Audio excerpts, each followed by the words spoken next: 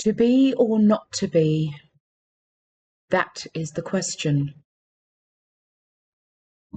Whether 'tis nobler in the mind to suffer the slings and arrows of outrageous fortune, or to take arms against a sea of troubles, and by opposing, end them.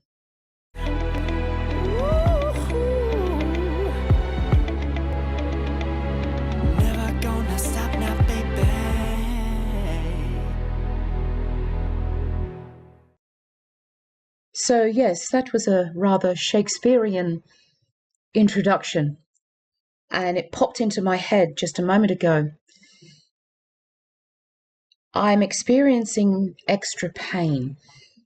I have struggled with the pain that I already have this week, and just when I was getting comfy with that and coming to terms with it and being at peace with it, the universe or the Lord in their infinite wisdom decided to give me a knot, a stitch that is underneath my right boob, and it's getting better, but extra pain. It takes all of my strength to deal with the pain that I've already got, but to have extra, that's a lot. It's a really, really lot. And I woke up today and I'm like, that's it. We're done with this pain, with the extra pain. No, we're not doing this. And it's like, when you hear it, when somebody's in employment and they say, oh, you know what?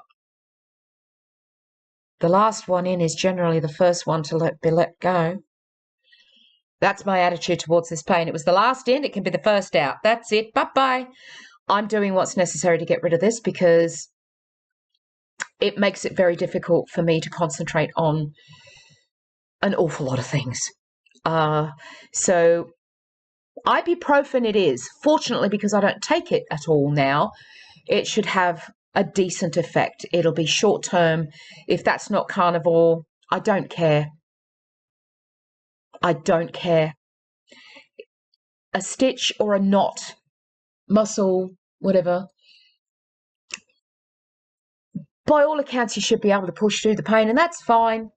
Some people can do that. Good for you. Good for you. But extra pain for me right now is a deal breaker.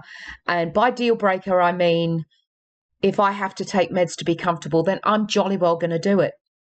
So have a go. Don't care. You have it. I'd gladly transfer the pain of this knot to you if I could. That's if you want it. Doubt it. But yeah, that's where I'm at today. It's been a just a normal week. I'm just plodding along and getting on with it. It's the eating the meat is not hard. It's the easiest part of this. The freedom, the food freedom is the easiest part. I mean, I may be repeating myself. I don't care. It is just so easy. It's the emotional and mental side of this. And the emotional and mental side of it can range from how you feel and how you see yourself and how you think others see yourself based on how you see yourself. Yeah, I'm there too. I'm there as well. I took photographs of myself just wearing my bra, and oh, that really buggered me up. Not going to lie. But it had the desired effect. It did what I needed it to do, because when I was on Tony Ferguson all those years ago, I've mentioned that one day after being a year on this thing, I looked in the mirror one day, saw my face and went, "Who dat?" Frightened the living daylights out of me, headed for the hills. And I was very much aware that that was a possibility again this time round. And, my husband and I discussed it. And we're like, well, at the very least, we're prepared for it. We know it could happen. We're prepared for it. So we know. I didn't count on being there earlier, but here we are. So now it's that emotional side of looking at those photographs of myself, seeing all that lipedema, and going, oh my gosh. So that, I looked at that and I'm like, my goodness. I went there. In a split second. I went there. I'm like, how could my husband be married to that? Not how could my husband be married to me? How could my husband be married to that? Yeah, I went there for a split second. And it's confronting. It's confronting, very confronting. But because I was aware that that visual of looking at myself was a possibility, now I'm dealing with it because I know that I have to. It's warped. It's warped because I think that my husband sees me exactly the way I see myself. We all know that's not right. That's not how it works. We know this. We know this. I know it. But the thing is, when you've been bullied for most of your life because of your size, and love my father, I do, but, his relationship with me at times was not great. Was not great. And it really does emphasize the importance of be careful what you say to your kids because that can have some lasting effects later on. Yeah. See, my father, he was, towards the end there, he wasn't exactly a happy fellow. And he sort of took it out on me just a little bit, verbally. Those verbal things that, you don't actually get any physical scars. Yeah, those ones. And, you spend your life hearing the bad words, you get called names because you're fat and you get bullied and it's vile. You go through that in school and it's just absolutely vile, folks. Let's just call it and it's worse now because they can reach you on so many different other levels. So you put that together with your father on occasion because he's had a few too many of these. And he says to my mother, I don't know why you fight for her, Rita. She's not worth it. So you imagine you hear all these outside of the family people having a go at you about your size, making you feel like absolute dirt. And then your parent comes in and says something like that. That's going to do something to you. Now, please don't come for my father. I have made peace with the fact that our relationship was not great. I've taken it because I was loved. I was loved. And the bad times were a lot less than the good. There was a lot more good. And he was a great father. It was just that towards the end, for reasons I'm not going to bore you with here, it was opera world related, folks. That's a long, long story and probably one I'll only publish on my mother's channel because that's where it should go. He was a great dad and he sacrificed an awful lot for his wife to have the career that she had. So, respect. No, I'm not making excuses for him. He was a great dad. He was just towards the end there quite unhappy. And one has to respect that just a little bit, But, at the end of the day, I'm here dealing with the repercussions of that. And that's what I mean with this carnivore lifestyle. Eating the meat is easy. It's easier than falling off a log, folks. It's the emotional stuff, the mental stuff, and it's the stuff that, when you've been in a rock bottom and you come out of there, all these little things that crop up, these emotional and mental things, they're all those little triggers. And they're there going, we have cookies, remember us, we kept you safe and warm. Those are all those little things that crop up that have the potential to drag you back down there again. And I always maintain that if you got out of your rock bottom, don't forget that you were down there. Don't forget how it made you feel. Don't forget the repercussions of what it did to your family, how they went through that, how they saw you go through that, what it did to the family unit. Don't forget your rock bottom. Don't forget why you were down there. Don't forget what kept you down there, because it'll be the key thing that'll keep you out of there so that you can deal with the stuff that comes up now that you're out. You'll be able to deal with it without going, yeah, hi. Oh, yeah, you do have cookies. Can I have some? And off you go. Remembering what it was like down there will prevent you from going down there again. It'll allow you to stay out of there and deal with what it is that crops up while you're on this lifestyle in a much clearer mind frame. It's not to say it's going to be easier. It won't be. And you've got to be ready for it. Because it's going to be a bun fight. Does anybody know what I mean by bun fight? Okay. Bun fight came from, you ever hear the phrase from Marie Antoinette? Let them eat cake.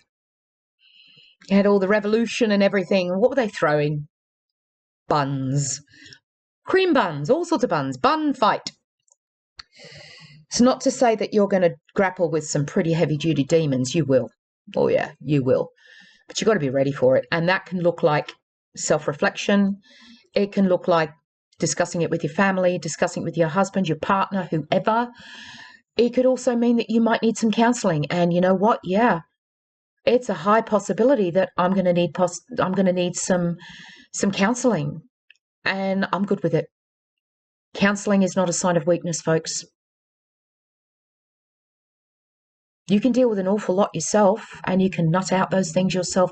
But, there may come a time where you can't because you don't have the skills and you need that outside perspective of a qualified professional to help you through it. And I know that that's going to happen to me.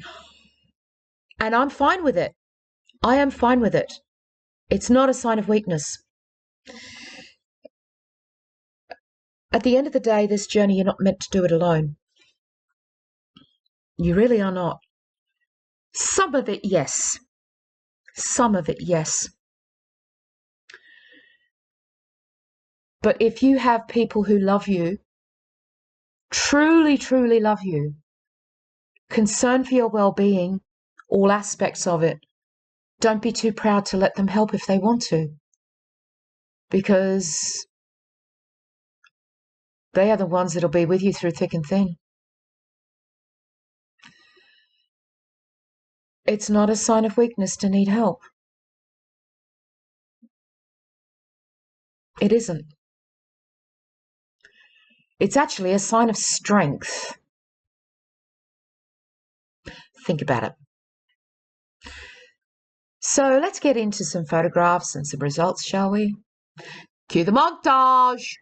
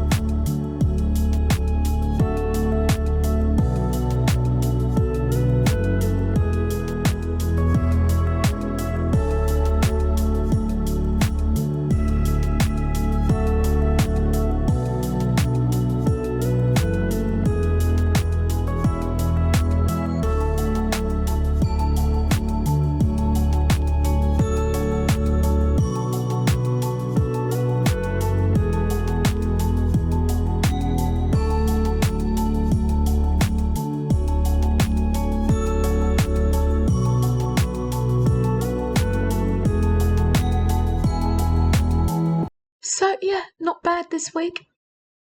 Not bad. Can't complain. I won't. I'm still just eating one meal a day. I have my electrolytes. In terms of what I consume, I'm just plodding along, doing the thing. We're doing the thing. And that's all, because the hard part is the mental and emotional. Like I said, you're either going to be ready for it or you won't. If you are, great. Then grab those demons by the horns and start wrestling.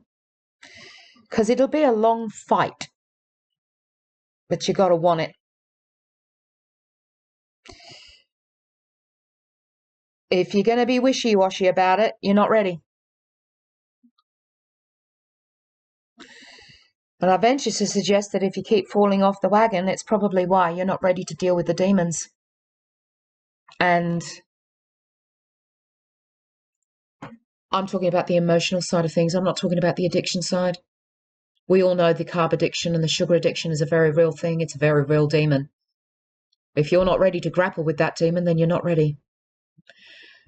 But be kind to yourself. Just because you may not be ready now doesn't mean you're not going to be ready in the future. Think about it. There is a mile of difference between being ready and not being ready just yet. Be honest with yourself. This lifestyle is teaching me that, oh boy, I thought I was honest with myself. I always have been to a certain degree, but the carnivore lifestyle kind of ups the ante a little bit. Can you match the ante? Or you're going to have to tap out? Is the ante too rich for your blood? All these questions you're going to ask yourself, and you've got to be honest with yourself enough to answer them honestly, without any prompting from anyone else, because only you can answer these questions. You do or do not. There is no try. You do. Just do it. I've said many times that the thing that keeps me on this path is the pain. I, last night, just wept. My husband, poor darling. I have to acknowledge that the ones that love you, when they see you in so much pain and they can't do anything about it, it must be absolutely vile. You know, he even said if I could just take this pain away from you, I would, because he's got a very strong constitution.